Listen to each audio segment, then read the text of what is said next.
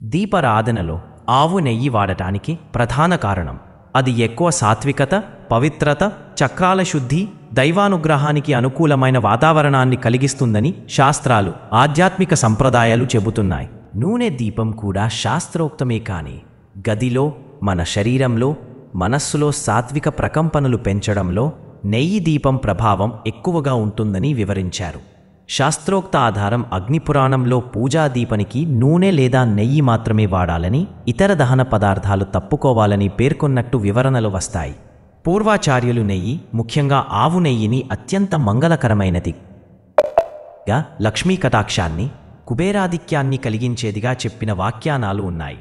సాత్వికత, ఆధ్యాత్మిక ప్రయోజనం. హిందూ తత్వంలో గుణాల పరంగా నెయ్యి సాత్విక, శుద్ధి, పాజిటివ్ స్వభావాన్ని ఉండని, నూనెలు సాధారణ రాజసిక ప్రభావం కొంతమేర ఎక్కువగా ఇస్తాయని, నెయ్యి దీపం వత్తిలో కాలుతున్న మంట చుట్టూ ఉన్న వాతావరణాన్ని పవిత్రం చేసి నెగటివ్ ఎనర్జీ తగ్గించి పాజిటివ్ వైబ్రేషన్స్ పెంచుతుందని ఆధ్యాత్మిక గ్రంథాల వ్యాఖ్యానాలు, గురువుల ఉపదేశాలలో చెప్పబడింది. చక్రాలు, నాడులు పరంగా యోగ కుండలిని తత్వం ప్రకారం నూనె దీపం ప్రధానంగా మూలాధార స్వాధిష్టాన చక్రాల స్థాయిలో శుద్ధి చేయడంలో సహాయం చేస్తుంది అని వివరిస్తారు.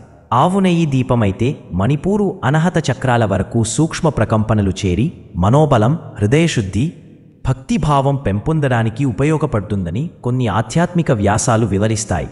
దీపం ఆగిన తర్వాత ప్రభావం. సాంప్రదాయక విశ్వాసం ప్రకారం నెయ్యి దీపం ఆరపోయిన కూడా గదిలో సాత్విక ప్రభావం ఎక్కువసేపు ఉండి వాతావరణం శాంతంగా, పవిత్రంగా అనిపిస్తుందని చెబుతారు. కొన్ని వనరులు ఇది గంటల పాటు ఉంటుందని పేర్కొంటాయి. అందుకే ఉదయం, సాయంత్రం సత్యనారాయణ పూజలు, లక్ష్మీ పూజ, ప్రత్యేక దీపారాధనలు వంటి శ్రేయోమార్గ పూజల్లో ఎక్కువగా ఆవు నెయ్యి దీపాన్ని ప్రాముఖ్యంగా వాడే సంప్రదాయం కొనసాగుతోంది. నెయ్యి దీపం ప్రాక్టికలీ ఎలా వాడాలి? శుద్ధమైన ఆవు నెయ్యి, అడల్టరేషన్ లేని, చిన్న విజ్ఞానంతో వేడి చేసి ద్రవంగా చేసుకుని పూజా దీపంలో పోయాలి.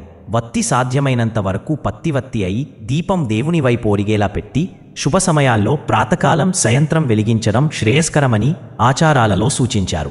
మీరు చెప్పినటువంటి నూనె దీపం మొదటి 2 చక్రాలకు, నెయ్యి దీపం మణిపూర్, అనహతకు శుద్ధి, సాత్విక ప్రకంపనలు దూరం వరకు వ్యాపించడం వంటి వివరణలు ఆధ్యాత్మిక వ్యాఖ్యానాల్లో విస్తృతంగా దర్శనమిస్తాయి. ఇవి శాస్త్రవచనాల సూటి శ్లోకాలు అని గుర్తుంచుకుంటే మంచిది.